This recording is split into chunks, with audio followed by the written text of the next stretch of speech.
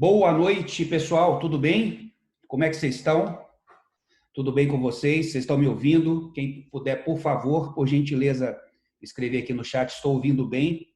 A gente fica sempre na dúvida, né, se o som está saindo legal, se vocês estão ouvindo. Galera que já entrou, Valdson, Daniel, Clarissa, João Paulo Borges, meu amigo, Lilian, Gabriel. Bacana, vocês estão me ouvindo.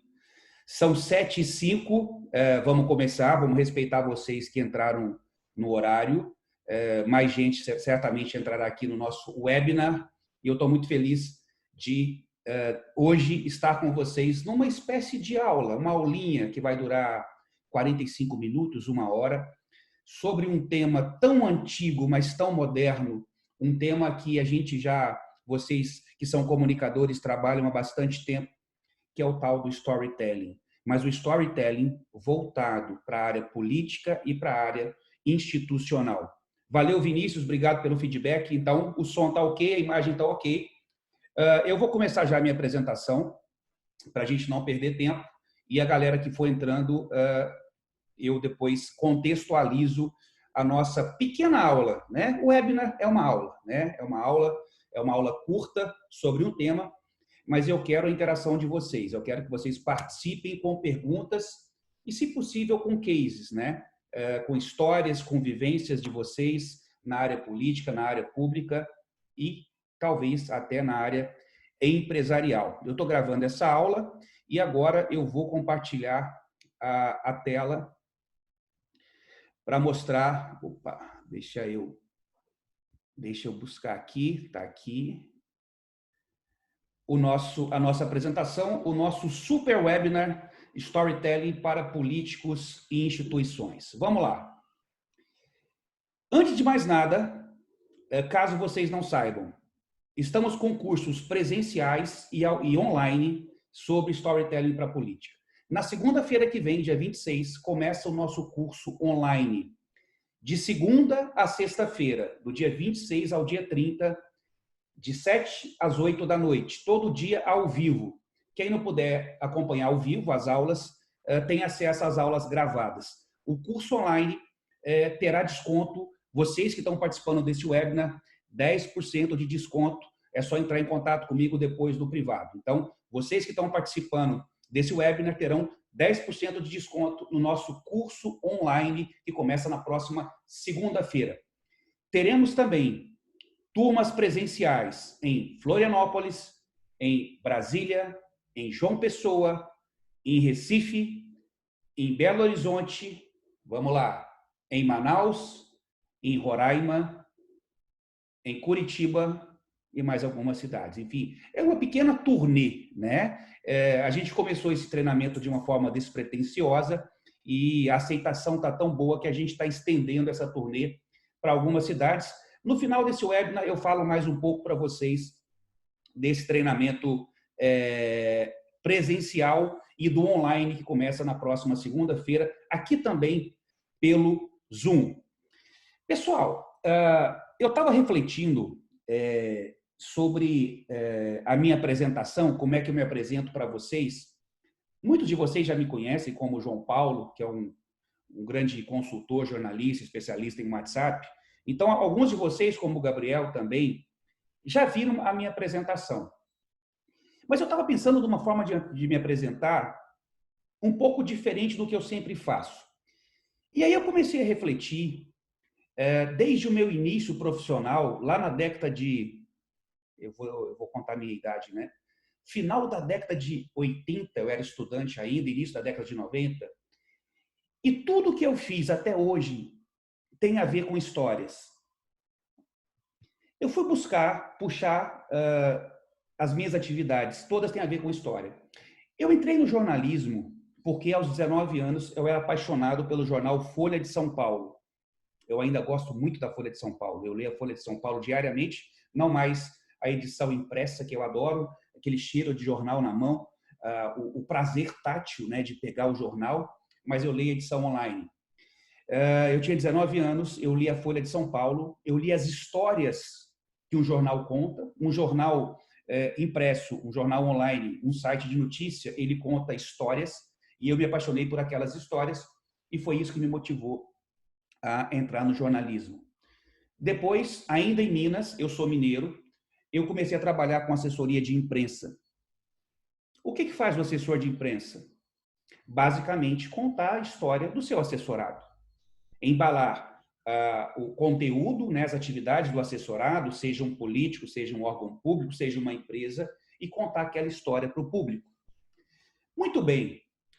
Depois disso, fiz campanhas, várias campanhas pelo Brasil. E o que é uma campanha a não ser contar histórias, contar a história de um candidato? Fui secretário de comunicação no governo de Rondônia. A minha missão era contar as histórias do governo, contar as histórias do governador para a população do estado de Rondônia. Teve um período, lá em Rondônia ainda, que eu produzia, eu sempre gostei muito de comédia, stand-up comedy, e eu produzia show de stand-up. Eu fui precursor naquela época, eu estou falando de 2008, 2009. Eu levava para Rondônia artistas iniciantes que hoje são consagrados, como Rafinha Bastos, Danilo Gentili, Fábio Porchat. Eu contratei o Fábio Porchat por R$500, ninguém sabia quem era Fábio Porchat, e eu levei ele para Rondônia. Eu produzia esses shows, eu nunca fiz comédia stand-up.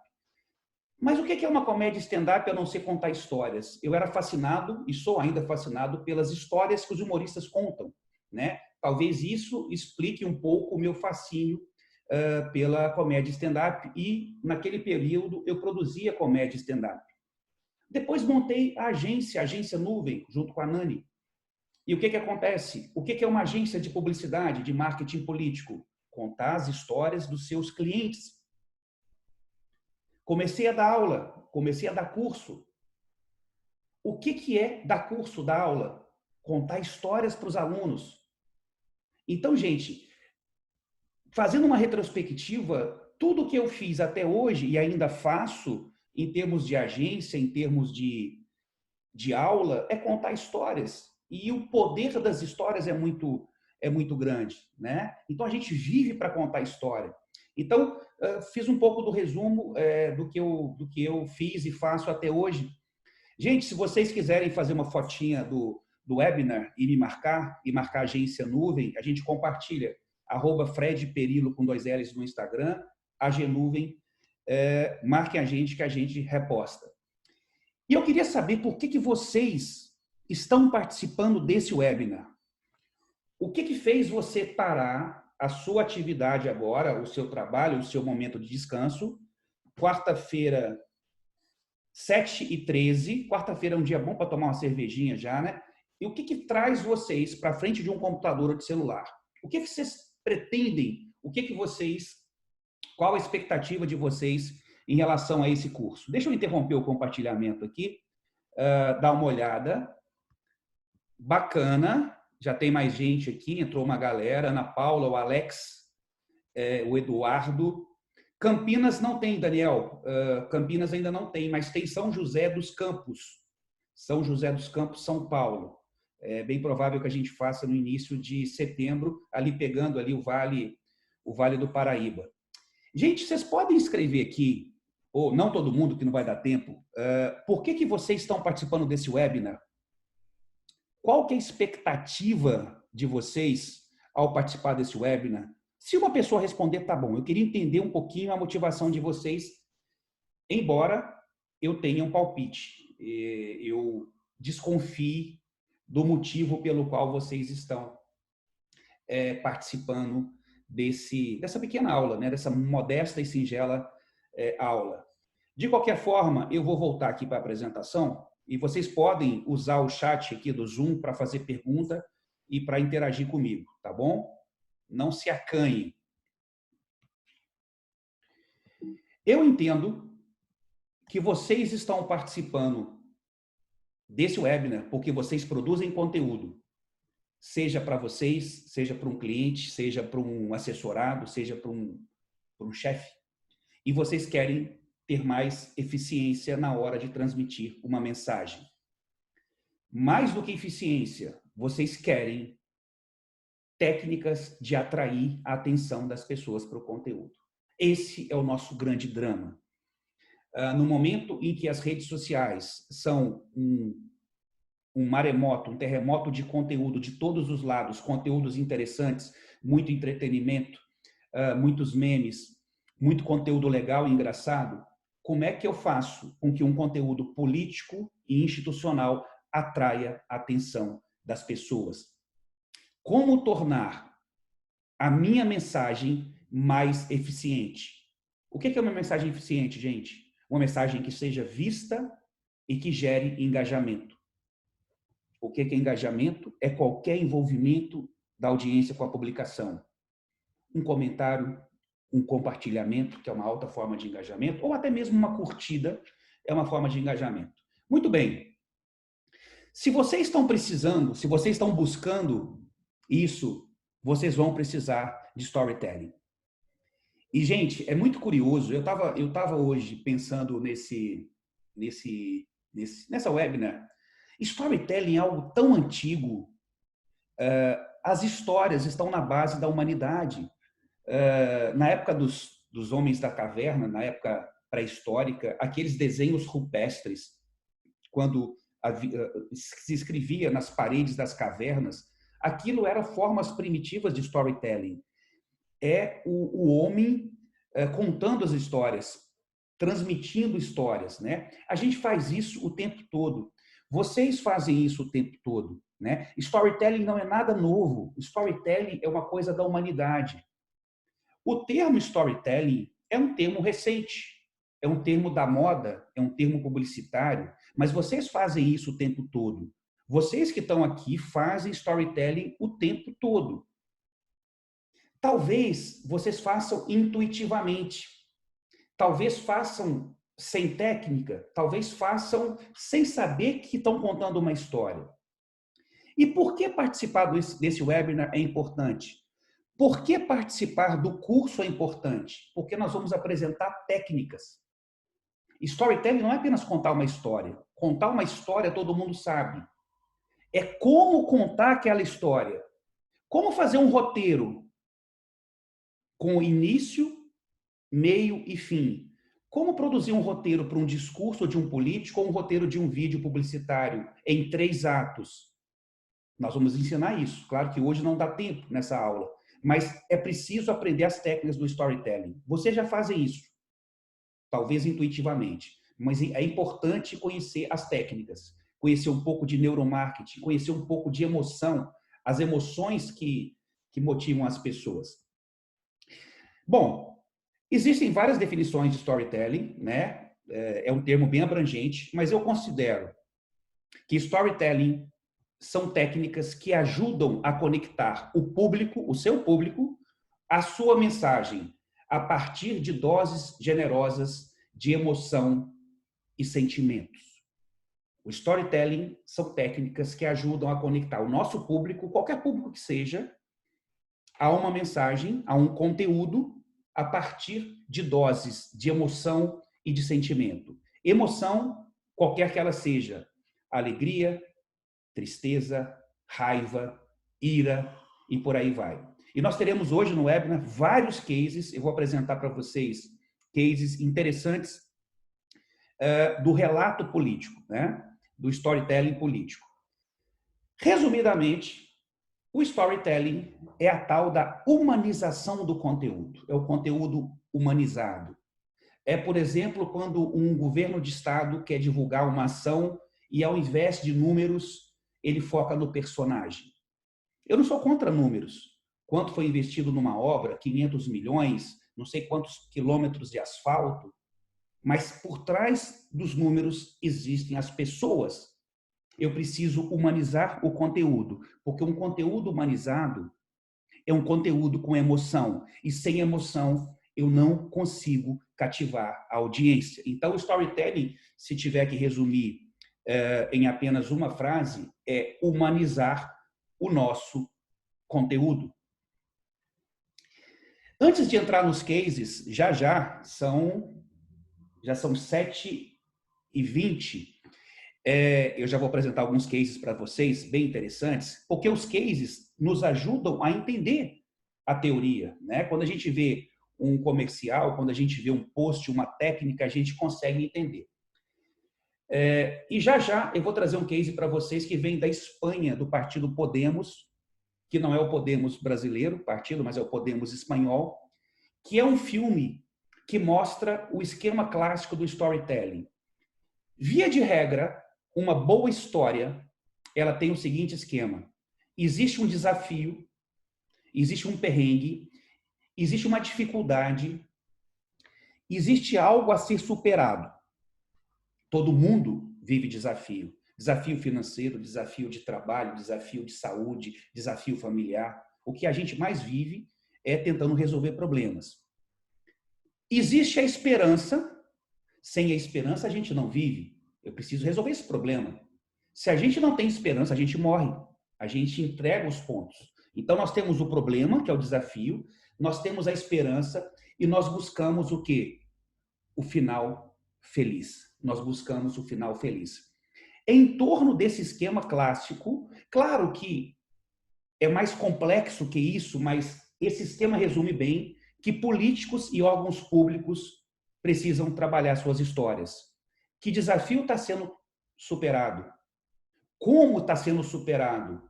E qual o resultado final daquele desafio? Então, guardem bem esse esquema que, basicamente, é a estrutura de uma boa história. Deixa eu sair mais um pouquinho aqui para dar uma olhada em vocês. Bacana, entrou mais gente aqui. Rafael Fontes, Rafael Souza, Lilian.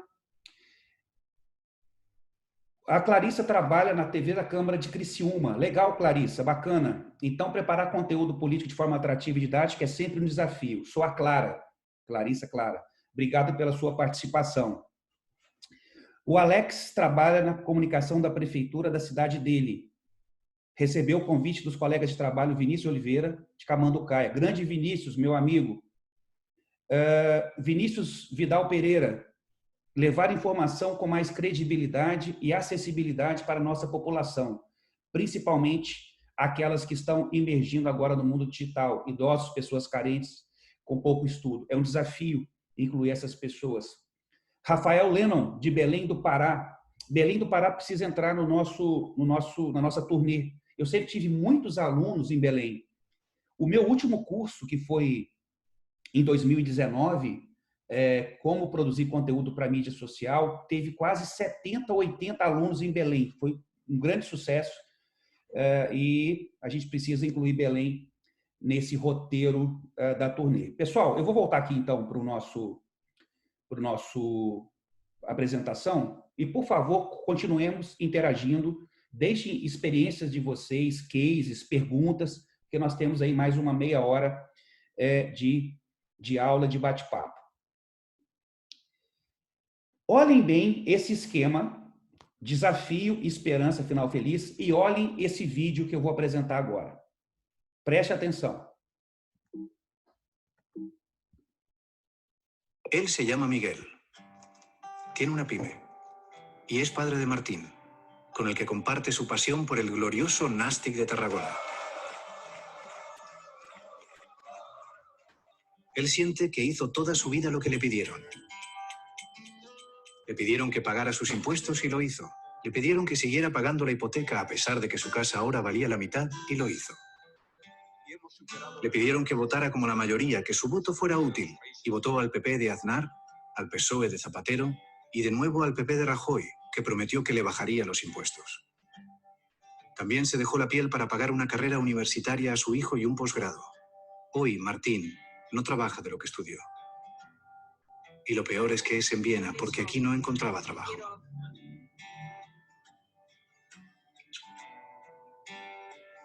Los sábados son el día más triste, porque no es lo mismo comentar el partido por WhatsApp que verlo juntos en el estadio.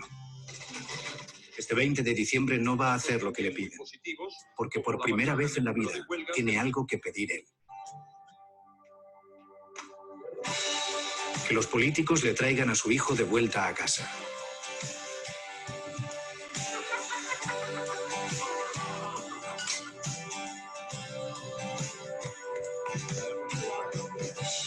Que Martín pueda trabajar de lo que estudió y, de paso, ver el fútbol juntos.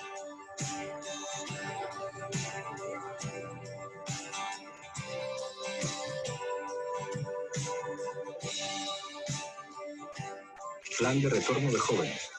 Ley de segunda oportunidad. Tasa de autónomos flexible. Cambio de modelo energético. Pobreza cero e impulso del consumo. Um país contigo. Podemos. Eu acho esse filme fantástico. Vejam bem, qual que é o desafio? O Martim é um pequeno empresário, um pequeno empreendedor, cansado de votar nos políticos tradicionais, com as dificuldades de sempre.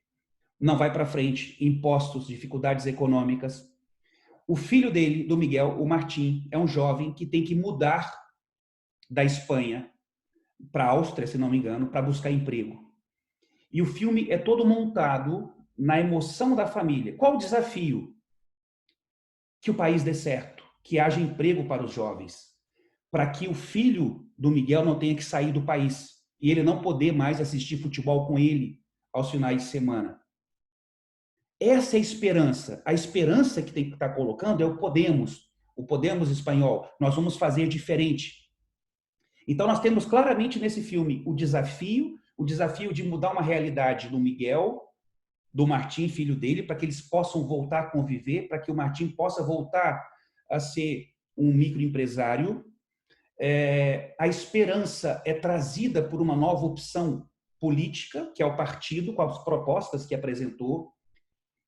E o que quer o espectador? Um final feliz, né? Então, esse filme foi montado dentro do esquema desafio, problema, esperança e final feliz, né? Com muita emoção, a emoção da família, né? Você vê a trilha sonora emocional, você vê o pai falando com o filho pelo WhatsApp porque o filho não estava no jogo com ele, porque o filho mudou de país para conseguir um emprego.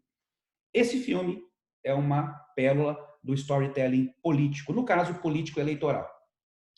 Pessoal, para quem entrou agora, quem está participando desse webinar vai ter 10% de desconto no nosso curso que começa segunda-feira, de segunda a sexta-feira que vem, de 7 às 8 da noite, ao vivo, e também fica gravado. Se vocês não puderem participar ao vivo, fica gravado. Se tiver interesse nesse desconto, fala comigo, manda uma DM no meu Instagram ou no meu WhatsApp e vocês terão esse desconto, ou mesmo da agência Nuvem. Muito bem. Fazer storytelling, no fundo, não é algo tão complexo. Eu gosto de usar essa definição do Aristóteles de que toda história tem 3 partes. Uma introdução, o desenvolvimento e a conclusão. Então, toda história, qualquer história que seja, ela tem 3 partes. O início, o meio e o fim. E como é que a gente divide esses 3 passos? Por exemplo, eu preciso fazer um roteiro. Eu preciso fazer um roteiro de um vídeo institucional. Eu preciso fazer um roteiro de um discurso de um político. Eu faço o roteiro em 3 atos. Isso é o que eu sigo. Tudo que eu vou escrever em termos de roteiro, de um discurso em plenário para um deputado, um vídeo institucional, um vídeo para a internet, eu penso eu estruturo o roteiro em 3 atos. O ato 1 é a introdução. É quando eu preciso ter um elemento de empatia.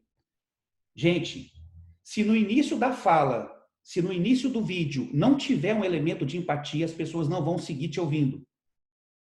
Você tem alguns segundos, 5, 6, 7 segundos, para criar um elemento de empatia e aquela pessoa falar, opa, deixa eu continuar assistindo isso.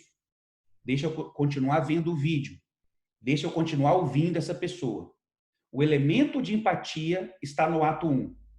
O ato 2 é o desenvolvimento, é o assunto, né? Então, no ato 2, que normalmente é um ato mais longo, é aquilo que você explica o que você está falando, né? Seja uma inauguração, seja um projeto de lei, seja uma ação da prefeitura, seja o que for, o ato 2 é o desenvolvimento. E o ato 3 é o fechamento. É quando você conclui o seu raciocínio e você reitera o ato 1. Você traz um novo elemento de empatia. Então, você começa com empatia e termina com empatia. Tá? É um esquema muito simples e fácil de fazer. Eu queria propor para vocês aqui um exercício mental. O prefeito de uma cidade vai inaugurar um asfalto, né? É uma rua importante da cidade que foi asfaltada por ele, pela gestão dele. Ele está lá num palanque, né? Montou ali um palanque, a pandemia acabou, né? Então pode fazer isso. Suponhamos que a pandemia tenha acabado, não acabou ainda, né? Pelo amor de Deus. Mas suponhamos que seja no final do ano, todo mundo de máscara, ele vai fazer o discurso. Existem duas formas de fazer um discurso político. Uma forma em que o político fala de si, sem storytelling, e uma forma com storytelling. Como é que os políticos normalmente fazem? Olá, pessoal, muito bem-vindos, sejam bem-vindos. Eu estou aqui para inaugurar uma obra importante para o nosso município, um antigo anseio da nossa cidade, que é a pavimentação, o asfaltamento da Avenida Getúlio Vargas. Com muito esforço e muito trabalho, a nossa gestão conseguiu concluir uma importante obra que nenhuma outra gestão na história dessa cidade conseguiu fazer. É mais ou menos assim um discurso, voltado para si. A nossa gestão, eu fiz, falando de quanto gastou na obra, falando de qual a extensão daquele asfalto, ou seja, um discurso chato. Agora, eu posso buscar elementos de empatia, eu posso estudar o entorno dessa ação e buscar personagens que eu posso usar para atrair a atenção das pessoas. Por exemplo, eu estou pensando aqui agora, tá, gente? Eu não me preparei para isso. Eu não fiz um roteirinho na minha cabeça em 3 atos. Sejam bem-vindos. Mas antes de começar o meu discurso, eu quero perguntar a vocês: quem aqui gosta de coxinha? Coxinha, salgado, coxinha. Quem gosta de coxinha, levanta a mão. Olha, quase todo mundo gosta de coxinha. E quem não come coxinha porque faz mal, enfim, todo mundo gosta de coxinha. Por quem gosta de coxinha, a maioria vai levantar a mão. Eu gosto de coxinha. Já vai criar uma estranheza, né? Por que o prefeito está falando isso? Se vocês gostam de coxinha, vocês gostam da dona Sandra. A dona Sandra, ela mora naquela casa amarela e há 30 anos ela vende coxinha. Vocês são do bairro, vocês conhecem a dona Sandra. E eu me lembro que na minha infância, a minha mãe me trazia para comer as coxinhas da dona Sandra. E eu fiz questão de trazer a dona Sandra para essa solenidade. Sobe aqui, dona Sandra, por favor. Ele traz a dona Sandra para perto dele, porque há muito tempo ela falava: eu preciso do asfalto na porta de casa, porque a poeira, ela atrapalha eu fazer as coxinhas. Entra poeira dentro de casa, e aquela poeira acaba entrando na massa da coxinha, e eu acabo sendo prejudicada. Essa demanda me foi trazida pela dona Sandra, mesmo antes de eu vencer a prefeitura, mesmo antes de eu ser eleito. E eu sempre fiquei com isso na cabeça. Eu preciso atender a população do bairro, mas especialmente eu preciso atender a dona Sandra, que faz as suas coxinhas maravilhosas. Esse é o ato 1, é o ato da empatia. Depois ele vai falar do desenvolvimento. Essa obra foi concluída, aí ele vai explicar a obra. Essa obra foi construída com muito sacrifício. Nós tivemos que economizar, buscar parceiros, buscar recursos no governo do estado, com muito trabalho. É um asfalto muito bem feito. Aí ele vai explicar aquela ação. E no final, ele vai criar mais um elemento de empatia. A nossa gestão continuará cuidando das pessoas como a dona Sandra, em todos os bairros, na saúde, e aí ele vai terminar aquele discurso com mais um elemento de empatia. Eu estou usando um elemento de storytelling. É claro que não é para inventar uma dona Sandra, mas existem... É preciso fazer uma pesquisa, buscar na sua infância ou buscar naquele bairro personagens que podem simbolizar aquela ação. Eu não sei se vocês estão acompanhando, no meu perfil, nas minhas redes sociais e da nuvem, nós estamos postando diariamente uma série sobre storytelling. Já tem mais ou menos 17 dias, que a gente está com mais, eu acho, 18 dias, que todos os dias nós postamos um case de storytelling. E um deles que eu postei foi do Barack Obama. O presidente americano, o ex-presidente Barack Obama, é um case antológico de storytelling, né? E eu fiz um post que era o seguinte: o Obama ia assinar um convênio, um programa de saúde pública. de seguro-saúde. E no ato da assinatura, que foi no Salão Oval da Casa Branca, tinha tudo para ser uma assinatura protocolar. Um monte de político, o Obama assinando um documento sobre seguro-saúde. Ele convidou um garoto. O garoto estava na frente dele, e esse garoto, essa foto desse garoto foi a foto que circulou na imprensa e nas redes sociais. Esse garoto tinha perdido a mãe. A mãe faleceu porque a mãe perdeu o emprego, e ao perder o emprego, ela perdeu o seguro-saúde dela. E ela acabou não conseguindo se tratar de uma doença e acabou falecendo. O Obama queria dizer, eu estou assinando esse protocolo, não sei o nome, para todos os americanos, mas também para falou o nome do menino, que se tivesse esse protocolo, não teria perdido a mãe dele. É o elemento de storytelling, é o elemento de emoção. Naquele momento, o garoto na Casa Branca era o tom dramático daquela solenidade. O que seria apenas um ato burocrático, uma assinatura de uma ação de governo, virou uma história representada por aquele garoto. Gente, em qualquer coisa que a gente for fazer, dá para buscar histórias.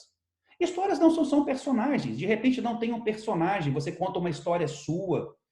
É preciso buscar o algo a mais, tá? Não necessariamente é alguém, não necessariamente é uma história sua, mas é um elemento, um gatilho que vai ser o ponto de empatia para aquela ação, um conteúdo, um discurso, um vídeo institucional. Muito bem, já estamos aqui na metade do nosso webinar. Eu vou falar para vocês agora 4 características da narrativa política. 4 características com 4 exemplos de cada uma delas. Deixa eu dar uma saída aqui e ver se tem mais comentários. Não, a galera não está comentando, tá? Se quiserem deixar comentários e perguntas, não sei se vocês estão gostando ou não gostando. Quando não tem comentário, eu fico na dúvida. Estão gostando muito ou não estão gostando? Eu espero que vocês estejam gostando, né? Porque às vezes tá legal e o pessoal, não, então deixa o Fred falar. Ou então tá muito ruim, fala, pô, não vou nem perguntar porque tá muito ruim esse webinar. Espero que esteja bom, tá? Daniel Santos tá show de bola. Valeu, Daniel. Valeu, galera. Obrigado. Clarissa, Fred, ao final, concentração. Valeu, Lilian. A diferença do curso online e presencial é nenhuma. O conteúdo é exatamente o mesmo. A única questão é que o presencial é mais gostoso, né? Se o presencial ele é mais, enfim, eu acho que as pessoas têm mais capacidade de absorção, né? Quando você está ao vivo, você absorve melhor o conhecimento do que quando está online, distraído. Imagine que, ó, vocês estão me ouvindo, vocês estão em casa, né? Tem cachorro passando, tem mulher chamando, tem marido chamando, tem som de televisão, vocês estão distraídos. Vocês estão distraídos. Num auditório, numa sala de treinamento, está todo mundo focado.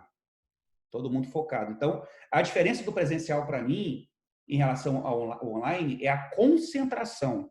E o charme de estar ali online, a gente tira pergunta e tal. Agora, o conteúdo é exatamente o mesmo, tá?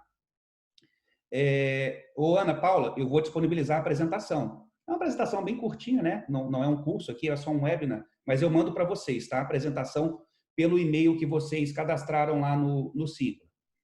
Deixa eu voltar aqui, então, para o nosso curso não, né, gente? Para nosso webinar, já estamos aqui já passando da metade, e falar, deixa eu tomar um golinho d'água aqui.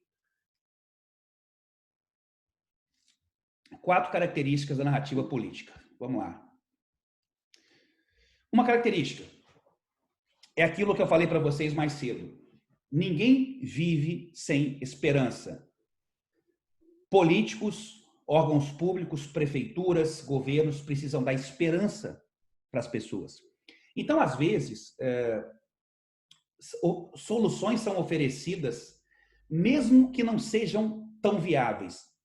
É claro que é bem questionável isso, né? É claro que ninguém está preconizando aquilo que não pode. Eu não estou defendendo que a gente prometa algo que não possa ser cumprido, não é isso. Mas, às vezes, você faz uma ação simbólica para fazer uma grande campanha, né? Eu vou dar um exemplo aqui que é o Fome Zero do Lula. Fome zero é tecnicamente impossível você zerar a fome em qualquer país do mundo, não só no Brasil. Pode pegar os países ricos, pode pegar Estados Unidos, Europa, todo país vai ter alguém com fome. Eu acho que todos, né? Talvez até os países mais ricos ali da Escandinávia, Dinamarca, Suécia. É impossível o Fome Zero. Mas foi criado o Fome Zero sabendo que era impossível, mas era uma meta. Vamos tentar atingir o Fome Zero, sabendo que é impossível, mas assim todo mundo faz um esforço coletivo. Se vocês se lembram, os mais novos talvez não se lembram, as empresas doavam, enfim, era uma grande campanha nacional em prol da diminuição da fome no Brasil. Fome zero nunca ia acontecer, mas era um conceito, era uma campanha para as pessoas se envolverem. Então, essa é uma característica da narrativa política. Criar campanhas, criar ações que possam mobilizar as pessoas e possam canalizar o esforço das pessoas. Segunda característica, no curso, gente, eu vou dar para vocês 20 características, né? Aqui que não dá tempo. Buscar recuperar um passado místico, conectando as pessoas às suas raízes e valores perdidos. Gente, um dos pontos mais fortes do storytelling é conectar as pessoas com os valores dela, com a terra dela. Quando você consegue produzir um conteúdo, qualquer conteúdo que seja, que conecte as pessoas.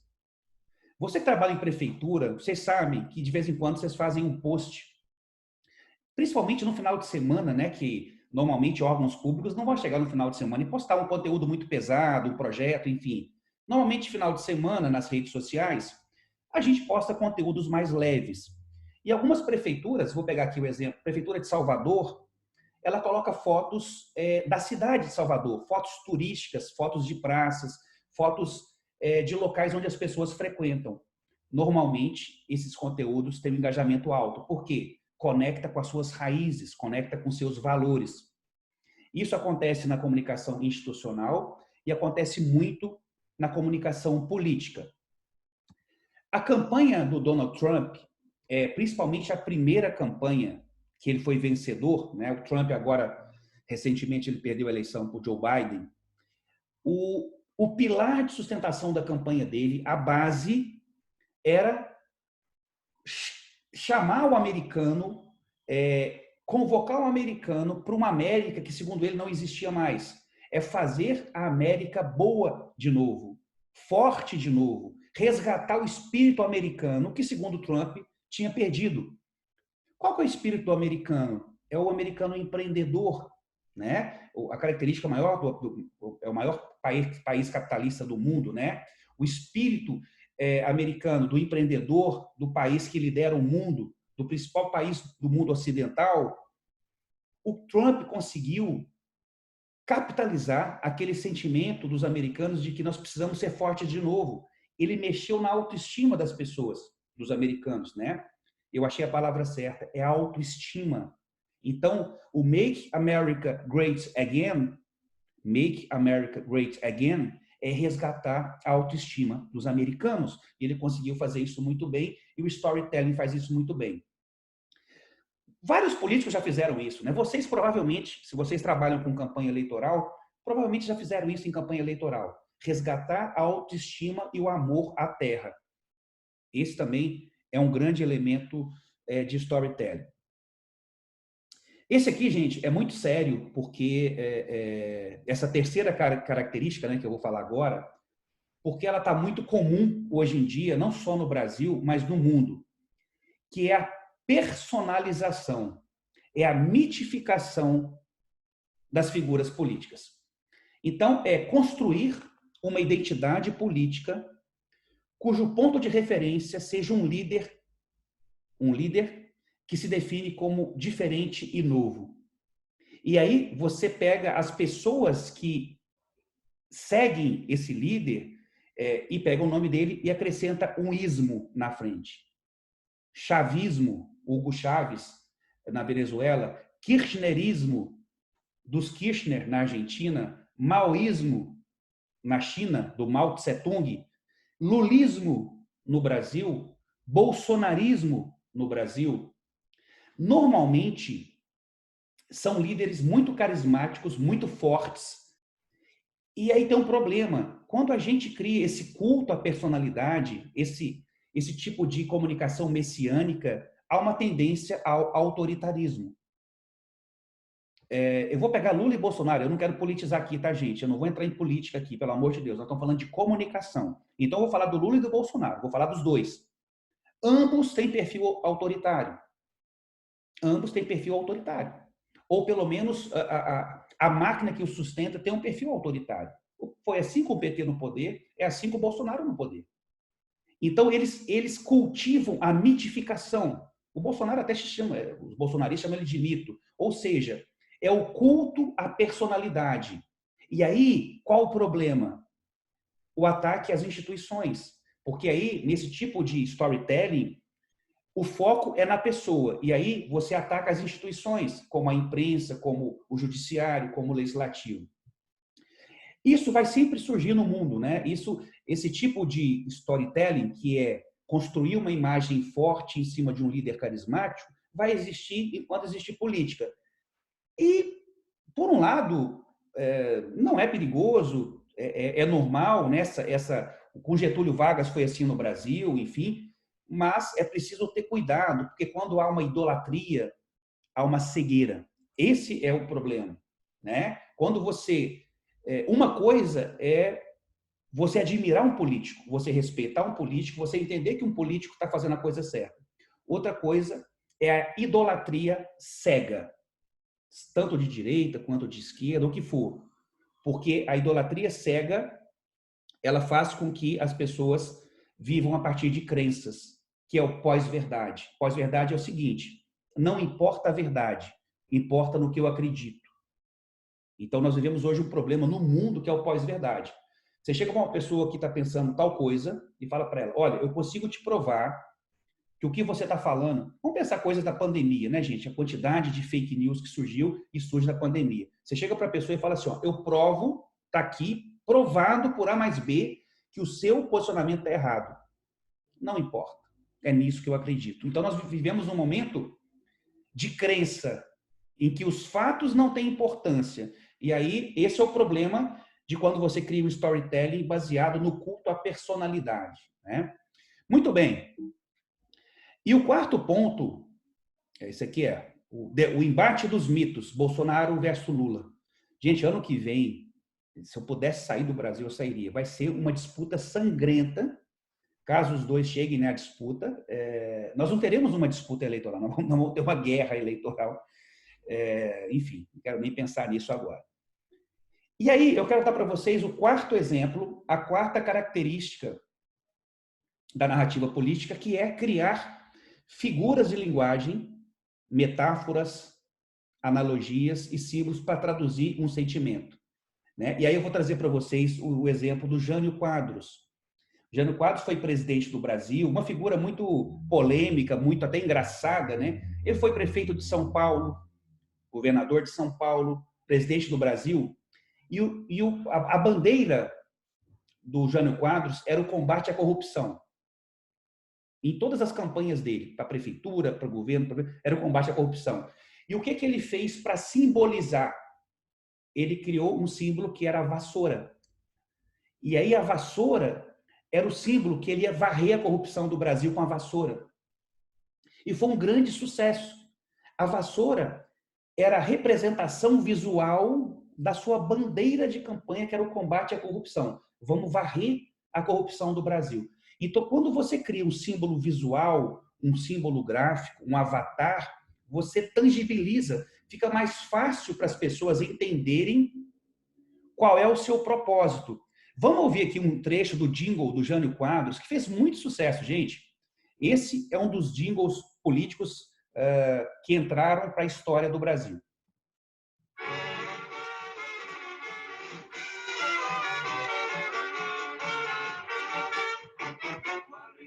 Varri, varri, varri, varri, vassourina. Varri, varri a bandalheira. Como festa está cansado de sofrer dessa maneira. Jânio Quadros é a esperança desse povo abandonado. Jânio Quadros é certeza de um Brasil moralizado. Alerta, meu irmão, vassoura conterrâneo. Vamos vencer com Jânio. Em toda a história do Brasil, nunca foi tão fácil escolher o melhor. Para presidente da República, vote em Jânio Quadros.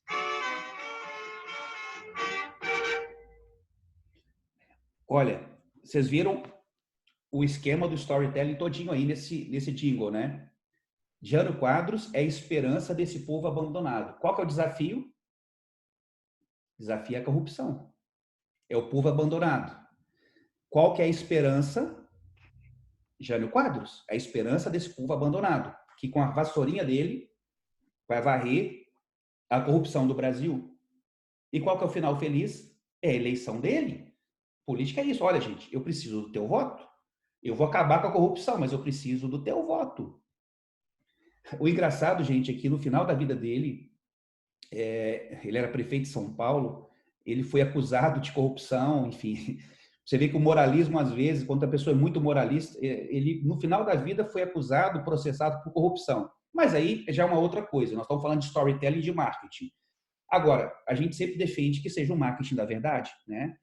E aí, eu quero, daqui a pouco, falar com vocês, já estamos chegando no final, a diferença entre persuasão e manipulação, que são muito parecidos, né?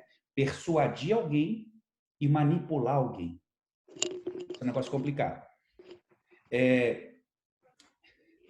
Chegando para o final, gente, eu quero dizer para vocês que é uma coisa que eu sempre repito nos meus cursos, não só curso de storytelling, mas curso também de conteúdo. É muito mais fácil eu persuadir alguém com sentimento do que convencer com argumento. E existem duas maneiras de atingir uma pessoa, pelo coração e pelo cérebro. O ideal é que a gente atinja pelos dois, tanto o racional quanto o emocional, né? Eu conquiste o coração e conquiste a razão. As duas coisas estão juntas, estão combinadas. Mas se eu tivesse que escolher, seria o coração, seria o sentimento. O voto, gente, ele vem a partir da emoção. E não só o voto. Às vezes eu compro um produto no supermercado com base em elementos emocionais, porque é um produto que me lembra a infância, porque eu vi um comercial que me emocionou, enfim.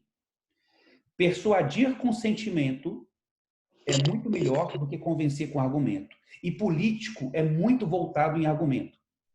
Político gosta de número. Eu vou falar aqui que eu fiz tantos quilômetros de asfalto, que eu liberei verba para a saúde, que eu fiz não sei o quê. O político é muito utilitarista. Ele quer ir com argumento. E o argumento, muitas vezes, é muito frio. Ele não conecta as pessoas. Então, junto com o argumento, com o número, com informação, eu tenho que ir com sentimento. Se vocês conseguirem agregar sentimento ao argumento, vocês vão bombar. Vocês vão bombar nas redes sociais de prefeitura, de governo, de qualquer coisa. Agora, se vocês focarem só no argumento, na parte técnica, na informação fria, aquilo não vai colar muito. Mas também não é só sentimento. Tem que ter um pouco de informação, tem que ter algo sólido, né? São as duas coisas juntas, né? O sentimento e o argumento. Isso é storytelling. Persuadir e manipular é muito parecido, né? Persuadir, gente, é convencer, é eu conquistar alguém, é eu seduzir alguém. Persuadir é algo do bem, entre aspas. Já manipulação não é legal. Por exemplo, eu vou pegar o mesmo Trump para dar um exemplo para vocês. Na eleição que o Trump venceu a Hillary Clinton, ele manipulou a opinião pública. Como? Criando vídeos, criando storytelling, dizendo que se a Hillary ganhasse, ela ia abrir os Estados Unidos para os imigrantes, para os muçulmanos, né? Então ele pegava, fazia anúncios nas redes sociais, anúncios em dark post, ou seja, esses anúncios não eram na página dele, com histórias dizendo que a Hillary Clinton ia abrir os Estados Unidos para os estrangeiros. E mexia com aqueles americanos que são mais xenófobos, né? Que têm medo de muçulmano, enfim. Ele está usando o storytelling, ele usou o storytelling para manipular a opinião pública contra a candidata dele, contra a adversária dele. Isso é manipulação, isso não é persuasão. Então, é preciso entender essa linha tênue entre o que é convencer as pessoas a partir da persuasão e o que é manipular as pessoas. Mas isso aí é uma outra história. No curso, nós vamos ter tempo para trabalhar isso longamente, inclusive entrando na questão das fake news, né? Coisa que a gente não consegue ter tempo aqui. Faltam 5 minutos para as 8. Eu estou dando muito exemplo aqui de órgão público, de políticos e campanha. Existem muitos órgãos públicos hoje fazendo storytelling nas suas redes sociais. Inclusive, órgãos públicos do judiciário. Eu vejo ministérios públicos estaduais, tribunais regionais eleitorais dos estados com uma comunicação muito humanizada nas redes sociais. Porque, normalmente, a gente pensa que o judiciário é um pouco mais fechado, né? O judiciário é um poder mais fechado. Normalmente, o legislativo e o executivo são... Olha o nome da mulher que ainda faltou, não. Descontraídos. Não, o judiciário também pode ser descontraído. Por exemplo, vocês seguem o TSE, que é o Tribunal Superior Eleitoral, ele faz alguns conteúdos muito legais.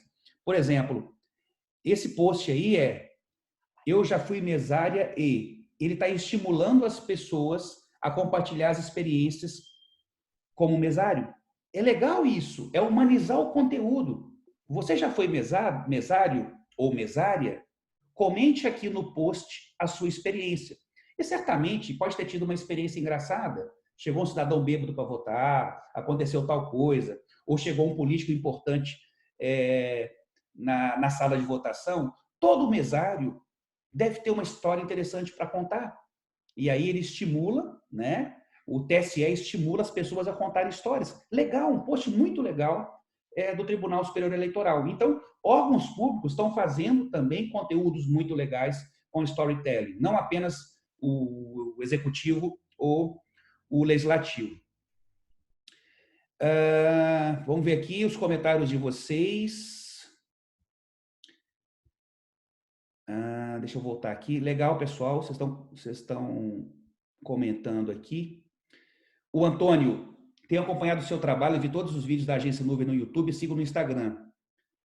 Tem muito curioso no marketing político, mas poucos com conteúdo. Tem muita gente fazendo bom conteúdo, né? Hoje o marketing político cresceu bastante. Tem muita gente que eu sigo que é muito boa, né? E tem muita gente bacana aí trocando conhecimento. O sebastianismo que ainda permanece, está certo. Ana Paula Simão, as figuras de linguagem são tão importantes quanto os slogans ou frases de efeito ou são elementos com importâncias diferentes? São diferentes, porque o slogan, Ana, ele normalmente é algo oficial, né? É o slogan da gestão, é o slogan da campanha. Eles são, via de regra, oficiais. As figuras de linguagem normalmente são informais, né? Fazem parte de uma comunicação mais informal. De certa forma, o slogan também é uma figura de linguagem, se você for analisar assim, mas eu entendo essa diferença como um é mais oficial e o outro é mais informal. Por exemplo, a vassourinha não era slogan do Jânio Quadros, era figura de linguagem, era o símbolo. O slogan dele podia ser outro, era outro, certamente. Poderia ser o combate à corrupção, mas a figura era a vassoura. A Lília está falando que o TSE está fazendo TikTok e Instagram. Gente, TikTok veio para ficar. TikTok não é moda. Tanto não é moda que o Instagram está querendo virar TikTok. Essas últimas mudanças que o Instagram anunciou, não somos mais uma rede social de fotos, somos uma rede de vídeo, é o Instagram dizendo o seguinte, queremos virar o TikTok. Claro que o Instagram é muito mais poderoso, embora o TikTok é chinês, enfim, mas o Instagram está preocupado com o crescimento do TikTok, assim como lá atrás o Instagram estava preocupado com o Snapchat. E aí o Instagram copiou do Snapchat o conceito de stories e o Snapchat morreu. Só que o TikTok não vai morrer. Tá? Então, estudem, analisem, testem o TikTok. E o TikTok hoje não é só para adolescente, tá? 2 anos atrás era para adolescente. Hoje, a faixa etária do TikTok está aumentando, empresas estão entrando no TikTok, órgãos públicos, então não é mais modismo. Ana Paula, sou responsável pelas redes sociais do CAD, do CAD, e tenho tentado implementar abordagens mais leves com narrativas educativas. É o CAD, o órgão. Por ser um órgão que ninguém sabe que existe. Interessante. É um desafio pegar um órgão muito técnico. E nós começamos agora a trabalhar as redes sociais de uma federação nacional de auditores e a gente também tem esse desafio de tornar um conteúdo muito técnico em algo educativo e interessante. O Daniel Santos falando isso mesmo, Lilian. Gostei do vídeo do TikTok deles sobre as fake news com imagens do filme Rei Leão. Eu não vi esse filme. Daniel Santos. Estudei em uma escola municipal em São Paulo, inaugurada pelo Jânio, e na placa de inauguração tinha uma vassourinha. Mas aí não pode, tá?